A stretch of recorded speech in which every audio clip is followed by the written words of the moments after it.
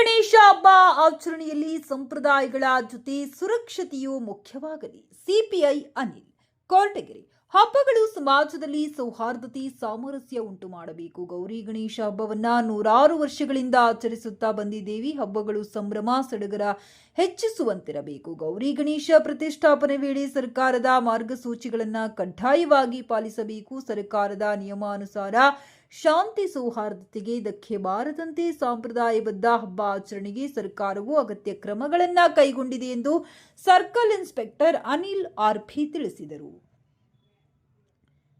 ತಾಲೂಕಿನ ಹೊಳವನಹಳ್ಳಿ ಗ್ರಾಮದ ಉಪ ಪೊಲೀಸ್ ಠಾಣಾ ಆವರಣದಲ್ಲಿ ಹಿಂದೂ ಮುಸ್ಲಿಂ ಸಮುದಾಯದ ಮುಖಂಡರುಗಳ ಸಮ್ಮುಖದಲ್ಲಿ ಏರ್ಪಡಿಸಿದ್ದ ಗೌರಿ ಗಣೇಶ ಹಬ್ಬ ಆಚರಣೆ ಕುರಿತು ಸಭೆ ನಡೆಸಿದ ಅವರು, ಹಬ್ಬಗಳು ನಮ್ಮ ಸಂಸ್ಕೃತಿ ಪರಂಪರೆಯ ಪ್ರತೀಕವಾಗಿ ನಮ್ಮ ಆಚರಣೆಗಳು ಸಂಭ್ರಮ ಹೆಚ್ಚಿಸುವಂತಿರಬೇಕು. ಸಂಭ್ರಮದ ಜೊತೆಗೆ ಸುರಕ್ಷತೆಯ ದೃಷ್ಟಿಯಿಂದ ಸರ್ಕಾರ ಹಲವಾರು ಮಾರ್ಗಸೂಚಿ ನೀಡಿದ್ದು, ಗೌರಿ ಗಣೇಶ ಪ್ರತಿಷ್ಠಾಪನೆ ವೇಳೆ ಕಡ್ಡಾಯವಾಗಿ ಪೊಲೀಸ್ ಇಲಾಖೆ, ಕಂದಾಯ ಇಲಾಖೆ, ಗ್ರಾಮೀಣ ಭಾಗದಲ್ಲಿ ಗ್ರಾಮ ಪಂಚಾಯಿತಿ, ನಗರದಲ್ಲಿ ನಗರಸಭೆ, ಬೆಸ್ಕಾಂ, ಅಗ್ನಿಶಾಮಕ ಇಲಾಖೆ ಹಾಗೂ ಆರೋಗ್ಯ ಇಲಾಖೆಯ ಅನುಮತಿ ಕಡ್ಡಾಯವಾಗಿ ತೆಗೆದುಕೊಳ್ಳಬೇಕು. ಗಣೇಶ ವಿಸರ್ಜನೆಯನ್ನ ಬೆಳಗ್ಗೆ 8 ಗಂಟೆಯಿಂದ ಸಂಜೆ 6 ಗಂಟೆಯ ಹೊತ್ತಿಗೆ ವಿಸರ್ಜನೆ ಮಾಡಬೇಕು ಎಂದು ತಿಳಿಸಿದರು. ಸಬ್ ಇನ್ಸ್ಪೆಕ್ಟರ್ ತೀರ್ಥೇಶ್ ಮಾತನಾಡಿ, ಗಣೇಶ ಪ್ರತಿಷ್ಠಾಪನೆ ಹಾಗೂ ವಿಸರ್ಜನೆಗೆ ಪೊಲೀಸ್ ಇಲಾಖೆಯ ನಿಯಮ ಪಾಲಿಸಬೇಕು.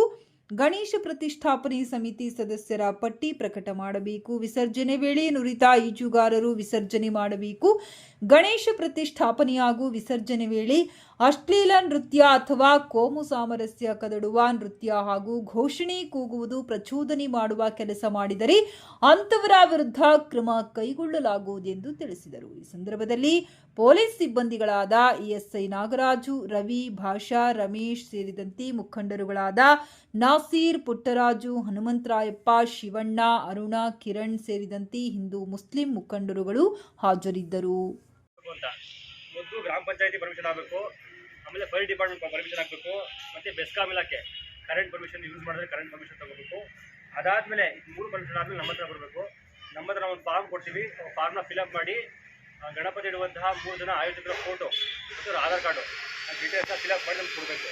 ಮತ್ತು ಕಂಪಲ್ಸರಿ ಯಾರು ಗಣಪತಿ ಇಡ್ತಾರೋ ಅಲ್ಲಿ ನೈಟ್ ಒಬ್ಬರು ಮತ್ತು ಡೇ ಇರಲೇಬೇಕು, ಕಂಪಲ್ಸರಿ ಇರಲೇಬೇಕು. ಮತ್ತು ಗಣಪತಿ ಮೇಲೆ ಯಾವುದೇ ರೀತಿ ಒಡವೆ ಅಥವಾ ಚಿನ್ನಾಭರಣಗಳು ಹಾಕಬಾರ್ದು. ಹಾಕಿದ್ರೆ ಅದನ್ನು ನೀವು ಜೊತೆಗೆ ಜೋಪಾನ ಕಾಯ್ಕೊಬೇಕು, ನೈಟ್ ಅಲ್ಲೇ ಬಿಟ್ಟು ಹೋಗಬಾರ್ದು. ಆಮೇಲೆ ತಿಂಡಿ ಆಹಾರಗಳನ್ನ ಹಾಕೋಬೋದು, ಅದ್ರ ಮೇಲೆ ಅಥವಾ ಏನೋ ಆಹಾರಗಳು ಹಾಕೋಬೋದು, ಅದನ್ನು ನಾಯಿ ಕಿತ್ತಾಕ್ಬಿಡೋದು, ತೊಟ್ಲು ಮುರಿಯೋದು ಇದೆಲ್ಲ ಆಗಬಾರ್ದು. ಗಣಪತಿ ಇಟ್ಟ ಮೇಲೆ ಅಲ್ಲಿ ಯಾರ ಜವಾಬ್ದಾರಿ ಇರಬೇಕು. ಯಾವಾಗಲೂ ನೈಟ್ ಆ್ಯಂಡ್ ಡೇ ಇರಬೇಕು, ಸ್ವಯಂ ಸೇವಕರಾಗಿ ಇರಬೇಕು, ಕೆಲಸ ಮಾಡಬೇಕು. ಮತ್ತು ಗಣಪತಿ ಬಿಟ್ಟು ನೀವು ನಿಪ್ಪಾಡಿ ನೀವು ದೊಡ್ಡ ಕೊಡೋದು, ಅಲ್ಲಿ ಯಾರೋ ಬರೋದು ಏನೋ ಮಾಡೋದು, ಅವಾಗ ಅದಾಯ್ತು ಇದಾಯಿತು, ಹಂಗಲ್ಲ. ಕಂಪಲ್ಸರಿಯಾಗಿ ಗಣಪತಿ ಇಟ್ಟ ಮೇಲೆ ಬಿಡೋವರೆಗೂ ಜವಾಬ್ದಾರಿ ಇರಬೇಕು. ಮತ್ತು ನೀವು ಯಾವ ವೆಹಿಕಲ್ ಯೂಸ್ ಮಾಡ್ತೀರಾ, ಗಣಪತಿ ಪ್ರದರ್ಶನ ಮಾಡೋದಕ್ಕೆ ಯಾವ ವೆಹಿಕಲ್ ಯೂಸ್ ಮಾಡ್ತೀರಾ ಆ ವೆಹಿಕಲ್ ಕಂಪಲ್ಸರಿಯಾಗಿ DL ಇರಬೇಕು, ಅದಕ್ಕೆ RC ಇರಬೇಕು, ಇನ್ಸೂರೆನ್ಸ್ ಇರಬೇಕು. ಅವನಿಗೆ ಡ್ರೈವಿಂಗ್ ಬರೋಲ್ಲ, ಅವನಿಗೆ ಟ್ರ್ಯಾಕ್ ಕೊಡ್ಸೋಕ್ಕೆ ಬರೋಲ್ಲ, ಅವನಿಗೆ ಹಚ್ಬಿಡ್ತೀರಾ, ಏನೋ ಇನ್ಸಿಡೆಂಟ್ ಮಾಡ್ತಾರೆ. ನೀರು ಗಣೇಶ ಬಿಡೋದು ಇಂಪಾರ್ಟೆಂಟ್. ಬಟ್ ಚೆನ್ನಾಗಿ ಇದ್ದಾಗ ಆದಂಗೆ ಆಗುತ್ತೆ. ಎಲ್ಲ ಊರ ಗ್ರಾಮಸ್ಥರು ಒಂದೇ ದಿನ ಮೆರವಣಿಗೆ ಮಾಡಿಬಿಟ್ರೆ ನಮಗೂ ಬಂದೋಬಸ್ತ್ ಮಾಡೋದಕ್ಕೆ ಈಸಿ ಆಗುತ್ತೆ, ನಿಮಗೂ ಚೆನ್ನಾಗಂತ ಅನಿಸುತ್ತೆ. ಮತ್ತು ಮೈಕ್ ಪರ್ಮಿಷನ್ಸು, ಗಣಪತಿ ಯೂಸ್ ಮಾಡೋದಕ್ಕೆ ಮೈಕ್ ಪರ್ಮಿಷನ್ಸ್ ಬೇಕು ಅಂದರೆ ಸಾಹೇಬ್ರ ಪರ್ಮಿಷನ್ ತಗೋಬೇಕು, ಮೈಕ್ ಪರ್ಮಿಷನ್ಸು. ಮತ್ತು ನೋ DJ ಅಲೌಡ್. ಸಾಹೇಬ್ ಹೇಳಿದಂಗೆ ಯಾವುದೇ ರೀತಿಯಾದ DJ ಅಲೋ ಇಲ್ಲ. ನಿಮಗೆ ಬೇಕು ಅಂತ ಹೇಳಿದ್ರೆ ಈ ಸಾಹೇಬ್ ಹೇಳಿದ್ರಲ್ಲ, ವಿಧವಾದಂತಹ ಡೋಲ್ ಕುಣಿತ ಆಗಿರ್ಬೋದು, ಸುಳ್ಳು ಕುಣಿತ ಇದ್ರ ವೆರೈಟಿ ಇದೆ, ಅದನ್ನು ಕರ್ಸ್ಕೊಳ್ಳಿ, ಅವ್ರಿಗೂ ಒಂದು ಪ್ರೋತ್ಸಾಹ ಸಿಕ್ಕಂಗೆ ಆಗುತ್ತೆ. ಆಮೇಲೆ ಪರ್ಮಿಷನ್ಸು, ಮೈಕ್ ಪರ್ಮಿಷನ್ಸ್ ನೀವು ಬೆಳಗ್ಗೆ 6 ಗಂಟೆಯಿಂದ 10 ಗಂಟೆವರೆಗೂ. 10 ಗಂಟೆ ಆದಮೇಲೆ ನೀವು ಜೋರಾಗಿ ಆ ಸಾಂಗ್ಗಳು ಹಾಕೊಳ್ಳೋದು, ಪಕ್ಕದಲ್ಲಿ ತೊಂದರೆ ಕೊಡೋದು ಅದನ್ನೆಲ್ಲ ಮಾಡಬಾರ್ದು. ಮತ್ತು ಗಣಪತಿ ಇರ್ತಿರಲ್ಲ ಆ ಪ್ಲೇಸ್ ಬಂದು ಪ್ರೈವೇಟ್ ಪ್ಲೇಸ್ ಆದರೆ ಅದರಲ್ಲಿರುವಂತಹ ಯಾರು RTC ಬಂದಿದ್ರೆ ಅವ್ರು ಪರ್ಮಿಷನ್ ತೊಗೋಬೇಕು, ಅಥವಾ ಪಬ್ಲಿಕ್ ಪ್ಲೇಸ್ ಆದರೆ ಪರ್ಮಿಷನ್ ತೊಗೋಬೇಕು ಪಂಚಾಯತಿಯಿಂದ. ನೀವು ಇಟ್ಟಿರ್ತೀರ ಅವ್ರು ಗಮನಕ್ಕೆ ಇರೋಲ್ಲ, ಆ ಕಡೆ ಹಂಗೆ ತಗೋಬಾರ್ದು. ಮತ್ತು KB ಲೈನ್ ಹೋಗಿರುತ್ತೆ, ಅಥವಾ ಏನೋ ಒಂದು ಕ್ರಿಟಿಕಲ್ ಪ್ಲೇಸ್ ಇರುತ್ತೆ, ಅಲ್ಲಿ ಗಣಪತಿ ಇಡೋಕ್ಬಿಡ್ದು. ಇಡುವಂಥ ಪ್ಲೇಸು ಯಾರು ತೊಂದರೆ ಆಗಬಾರ್ದು. ಮತ್ತು ತೀರಾ ಮೈಕ್ ಹಾಕಿದ್ಮೇಲೆ ಸೌಂಡ್ ಜಾಸ್ತಿ ಕೊಟ್ಬಿಟ್ಟು ಪಕ್ಕದ ಮನೆಯವ್ರಿಗೆ ಅಥವಾ ತೊಂದರೆ ಆಗಬಾರ್ದು. ನೀವು ಕೊಡುವಂಥ ಸೌಂಡ್ ಅಥವಾ ನೀವು ಹಾಕುವಂಥ ಹಾಡು ಇನ್ನೊಬ್ಬರಿಗೆ ತೊಂದರೆ ಕೊಡಬಾರ್ದು, ಅದೊಂದು ಇರಬೇಕು. ನೆಕ್ಸ್ಟು ನೈಟ್ ಆ್ಯಂಡ್ ಡೇ ಹೇಳಿದ್ನಲ್ಲ, ನೈಟ್ ಆ್ಯಂಡ್ ಡೇ ಗಣಪತಿ ಪಕ್ಕ ಯಾರಾದರೂ ಇರಲೇಬೇಕು, ಕಂಪಲ್ಸರಿಯಾಗಿ ಇರಲೇಬೇಕು. ಗಣಪತಿ ಬಿಡೋವರೆಗೂ, ಗಣಪತಿ ಇಟ್ಟಿದಾಗಿಂದ ಬಿಡೋವರೆಗೂ ಕಂಪಲ್ಸರಿ ಸ್ವಯಂ ಸೇವಕರಿದ್ದು ಅದನ್ನು ಕಾಪಾಡಬೇಕು. ಸಣ್ಣ ಪುಟ್ಟ ಇನ್ಸಿಡೆಂಟ್ ಅದು ಅವ್ರಿಗೆ ಬರುತ್ತೆ. ಇದಕ್ಕೆ ಆಧಾರ್ ಕಾರ್ಡ್ ಕೊಟ್ಟಿರ್ತಾರೆ, ಮತ್ತು ಪರ್ಮಿಷನ್ ಲೆಟರ್ ಇರುತ್ತೆ. ಸೊ ಹಾಗಾಗಿ ವೆರಿ ಇಂಪಾರ್ಟೆಂಟ್. ವಿಸರ್ಜನೆಗೆ ಸಾಹೇಬ್ ಹೇಳ್ದಂಗೆ ಬೆಳಗ್ಗೆ 9 ಗಂಟೆಯಿಂದ ಸಂಜೆ 6 ಗಂಟೆ, 5ರಿಂದ 6 ಗಂಟೆ ಒಳಗಡೆ ಬಿಡಬೇಕು. 6 ಗಂಟೆ ಮೇಲೆ ಯಾವುದೇ ರೀತಿ ಇಮರ್ಷನ್ಸ್ ಮಾಡೋದಕ್ಕೆ ಬಿಡಲ್ಲ. 6 ಗಂಟೆ ಒಳಗಡೆ ಬಿಡಬೇಕು ಗಣಪತಿನ. ಹೇಳ್ದಂಗೆ ಅಲ್ಲಿ ಗಣಪತಿ ಬಿಡಬೇಕಾದ್ರೆ ಒಬ್ಬ ಈಜು ಬರುವಂಥ ನುರಿತ ಈಜುಗಾರನ ಅಲ್ಲಿ ಮುಂದೆ ನಿಲ್ಸ್ಕೊಂಡು ಬಿಡಿಸ್ಬೇಕು, ಸಣ್ಣ ಸಣ್ಣ ಮಕ್ಕಳನ್ನ ಬಿಡಬಾರ್ದು, ಅದೊಂದು ಇಂಪಾರ್ಟೆಂಟ್. ಈ ಥರ ಮಾಡಿದ್ರೆ ಚೆನ್ನಾಗಿರುತ್ತೆ. ಇದು ಹೊರಗಡೆ ಪೂರ್ತಿ ಟೌನ್ ಪೂರ್ತಿ ಏನು ಗಣೇಶ ಇದ್ದೀರಾ ಎಲ್ಲ ಒಂದಿನ ಪ್ಲಾನ್ ಮಾಡ್ಬೋದು, ಅಷ್ಟೇ ಬಿಡ್ಲಿ, ಭಾಳ ಚೆನ್ನಾಗಿರುತ್ತೆ. ಮಾಡ್ಲಿ. ಒಂಬತ್ತು ಥರ ತೋರಿಸ್ತಾರೆ. ಎಷ್ಟು ದಿನಕ್ಕೆ ಇರ್ತೀರಪ್ಪ ನೀವೆಲ್ಲ? ಅದೇ ಇಲ್ಲೂ ಕೂಡ ಅಪ್ಲೈ ಆಗುತ್ತೆ. ನೀವು ಕೂಡ ಆದಿವಾಸಿ ಡೊಳ್ಳು ಕುಣಿತ ಏನು ನಮ್ಮ ಕರ್ನಾಟಕ ರಾಜ್ಯದ ಇಲ್ಲಿ ಇರುವಂಥ ಸಾಂಸ್ಕೃತಿಕ ಮೇಳಗಳು ಅದು ನಶಿಸೋಗ್ತಾ ಇದೆ. ಅಂಥದ್ದನ್ನ ನೀವು ಇಂಟ್ರೊಡ್ಯೂಸ್ ಮಾಡಿ, ಈಗಿರೋ ಹುಡುಗರಿಗೆ ಅಥವಾ ಈಗಿರೋರಿಗೆ ಅದು ಗೊತ್ತಾಗಲಿ, ಅದನ್ನು ಇಂಟ್ರೊಡ್ಯೂಸ್ ಮಾಡಿ ಅದನ್ನು ತರಿಸಿ, ಅದರಿಂದ ನೀವು ಗಣೇಶನ ಹಬ್ಬನ ಆಚರಿಸಿ ನಿಮ್ಮೆಲ್ಲರಿಗೂ ಶುಭ ಆಗಲಿ ಅಂತ ಕೋರ್ಕೊಳ್ತಾ ಇದ್ದೀನಿ. ಮತ್ತು ಪ್ರತಿಯೊಬ್ಬರು ಗಣೇಶನ ಹಬ್ಬ ಗಣೇಶ ಇಟ್ಟಾಗ ಪ್ರತಿಷ್ಠಾಪನೆ ಮಾಡಿದಾಗ ಬಿಸ್ಕಾಮ್ನಿಂದ ಪರ್ಮಿಷನ್ ತಗೊಳ್ಳಿ.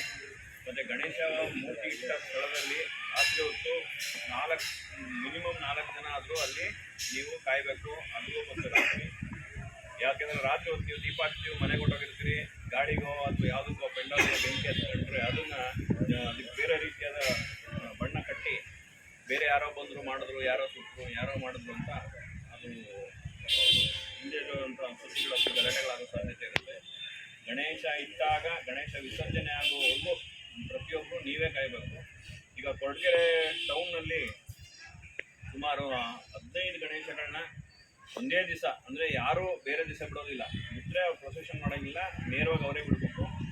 15 ಗಣಪತಿ ಮೇಲೆ ಒಂದೇ ದಿವಸ 11ನೇ ದಿವಸ ಎಲ್ಲರೂ ಒಟ್ಟಿಗೆ ಗಣೇಶ ಬಿಡುವುದಾಗಿ ಲಾಸ್ಟ್ ಇಯರ್ನೂ ಮಾಡಿದ್ದಾರೆ, ತುಂಬ ಚೆನ್ನಾಗಿ ಮಾಡಿದ್ರು. ಈ ಸಲನೂ ಒಪ್ಕೊಂಡಿದ್ದಾರೆ, ಅವರೆಲ್ಲ ಒಟ್ಟಿಗೆ ಬಿಡ್ತಾ ಇದ್ದಾರೆ. ಅದೇ ರೀತಿಯಾಗಿ ನೀವು ಒಳವನಹಳ್ಳಿ ಟೌನಲ್ಲಿ ಅಥವಾ ಒಳವನಹಳ್ಳಿಲಿ ಏನು ಇದು ಕೊರಟಗೆರೆ ಇದು ಟೌನ್ ಆಗಬೇಕಾಗಿತ್ತು, ತಾಲೂಕು ಹೆಡ್ ಕ್ವಾರ್ಟರ್ದೇ ಆಗಬೇಕಾಗಿತ್ತು, ಇಲ್ಲೂ ಅದೇ ಥರ ಗಣೇಶ ಇಡ್ತೀರಿ ಅಂತ ಭಾವಿಸ್ತೀನಿ.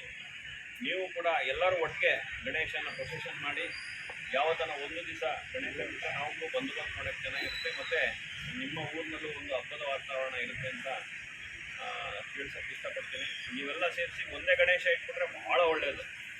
ಇಲ್ಲ ಬೇರೆ ಬೇರೆ ಇಡ್ತೀವಿ ಅಂತಂದರೆ ಒಂದೇ ದಿವಸ ಒಂದು ರೂಟಲ್ಲಿ ಗಣೇಶನ ಪ್ರೊಸೆಷನ್ ಮಾಡಿ ಬಿಟ್ಬಿಟ್ರೆ ಭಾಳ ಚೆನ್ನಾಗಿರುತ್ತೆ. ಇದ್ರ ಬಗ್ಗೆ ಹಿರಿಯರೆಲ್ಲ ಸ್ವಲ್ಪ ಯೋಚನೆ ಮಾಡಿ ಅದಕ್ಕೊಂದು ಡಿಸಿಷನ್ ಮಾಡಬೇಕು ಅಂತ ನಿಮ್ಮಲ್ಲಿ ಕೇಳ್ಕೊಂಡು ನನ್ನ ಮಾತು. ನೀವು ಇದ್ದೀರಿ, ಅವರು ಏನು ಅಣ್ಣ ತಮ್ಮಂದರಾಗಿ ಜೀವನ ಮಾಡ್ತಾಯಿದ್ದೀರಿ, ಸುಮ್ಮನೆ ಹೆಸರಿಗೆ ಮತ್ತು ಹಿಂದೂ ಮುಸ್ಲಿಂ ಅನ್ಬೇಕು ಹೊರತು ಪಕ್ಕ ಅವರ ಮಕ್ಕಳಿಗೆ ಬಂದಿದ್ದೀರಿ, ನಿಮ್ಮ ಮಕ್ಕಳಿಗೆ ಅವ್ರು ಬಂದಿದ್ದಾರೆ, ಯಾವುದೇ ಭೇದ ಭಾವ ಇಲ್ಲ. ಆದರೂ ಒಂದು ಶಾಸ್ತ್ರಕ್ಕೆ ಅಂತ ಶಾಂತಿ ಸಭೆ ಅಂತ ಮಾಡ್ತೀವಿ. ಬಟ್ ಹೊರಗಡೆಯಿಂದ ಬಂದಂಥ ಹುಡುಗರು ಸ್ವಲ್ಪ ಅದನ್ನು ನ್ಯೂಸೆನ್ಸ್ ಮಾಡೋ ಸಾಧ್ಯತೆಗಳಿರುತ್ತೆ. ಅದನ್ನು ನೀವೇ ಮುನ್ನೆಚ್ಚರಿಕೆ ತಗೋಬೇಕು. ಏನಪ್ಪ ಸಾರ್ವಜನಿಕರು ನಿಮ್ಮನ್ನೆಲ್ಲ ಮುಖಂಡರನ್ನ ಯಾಕೆ ಕರಿತೀವಿ ಅಂದರೆ ನಿಮ್ಮ ಸಹಕಾರ ಇಲ್ದಿರ ನಾವೇನು ಮಾಡೋಕ್ಕಾಗಲ್ಲ. ಪೊಲೀಸರ ಸಹಕಾರ ಮತ್ತು ಸಾರ್ವಜನಿಕರ ಸಹಕಾರ ಇದ್ದರೆ ಸಮಾಜದಲ್ಲಿ ಉತ್ತಮವಾದ ಒಂದು ವಾತಾವರಣ ಇರುತ್ತೆ. ಉದಾಹರಣೆಗೆ ಮೊನ್ನೆ ಇಡೀ ತಾಲೂಕು ತುಂಬ ಒಬ್ಬ ಮಾಂಸದ ತುಂಡುಗಳನ್ನ ಬಿಸಾಕೋಗಿರ್ತಾರೆ. ಈಗ ಆವಾಗ ಎಲ್ಲೆಲ್ಲಿ ಮಾಂಸದ ತುಂಡುಗಳು ಬಿದ್ದಿತ್ತು ಅಂತ ನಮಗೆ ತೋರಿಸ್ಕೊಟ್ಟವರು ಸಾರ್ವಜನಿಕರು. ಆಮೇಲೆ ಎಲ್ಲಿ ಕಾರ್ ನಿಂತಿತ್ತು, ಇನ್ನೊಂದು ನಿಂತಿತ್ತು, ಮತ್ತು ಅವಳ ಬಗ್ಗೆ ಯಾವ್ದು ಮಿಸ್ಸಿಂಗ್ ಆಗಿದ್ದಂಥ ವ್ಯಕ್ತಿಯ ಬಗ್ಗೆ ಕೂಡ ತಿಳಿಸಿದಂಥವರು ಸಾರ್ವಜನಿಕರು. ಆದ್ದರಿಂದ ಗಾಬರಿಯಾಗಿರುತ್ತೆ. ಅದೇ ರೀತಿಯಾಗಿ ಈಗ ಗಣೇಶ ಮತ್ತು ಈದ್ ಮಿಲಾದ್ ಹಬ್ಬ ಎರಡು ಒಟ್ಟಿಗೆ ಬರ್ತಾ ಇದೆ. ಅಂದರೆ ದೇವರೇ ತೋರಿಸಿದಾನೆ, ನೀವು ಬೇರೆ ಮಾಡ್ಕೊಂಡಿದ್ದೀರಪ್ಪ, ನಾವೆಲ್ಲ ಒಂದೇ ಅಂತ. ನಾವೇ ಬೇರೆ ಮಾಡ್ಕೊಂಡಿರೋದು ಅಷ್ಟೇ. ಗಣೇಶನ ಹಬ್ಬ ಮಾಡ್ಬೇಕಾದ್ರೆ ಪ್ರೊಸೆಷನ್ ಮಾಡ್ತಾ ಇರ್ತೀರಿ. ಈಗೇನು ಸೆಷನಲ್ಲಿ ಕೂಡ ಡಿಸ್ಕಷನ್ಗಳಾಗಿದೆ ಮತ್ತು ಸರ್ಕಾರದಿಂದ ಆದೇಶನೂ ಆಗಿದೆ, DJ ನಾಟ್ ಅಲೌಡ್. ಬಟ್ ಈ ನಿನ್ನೆ ಒಬ್ಬ ಸದಸ್ಯರು ಹೇಳಿದ್ದನ್ನು ಭಾಳ ಜನ ಇಷ್ಟಪಟ್ಟಿದ್ದಾರೆ. 3.5 ಮಿಲಿಯನ್ ಅಷ್ಟು ಜನ ಇಷ್ಟಪಟ್ಟಿದ್ದಾರೆ. ಡೊಳ್ಳು ಕುಣಿತ, ವೀರಗಾಸೆ ಇವುಗಳ ಬಗ್ಗೆ ಅವರು ಹೇಳಿದ್ದನ್ನು ಭಾಳ ಜನ ಅದನ್ನು ಅಪ್ರಿಷಿಯೇಟ್ ಮಾಡಿದ್ದಾರೆ. ಹೌದು, ತುಂಬ ಚೆನ್ನಾಗಿರುತ್ತೆ DJ ಗಿಂತ.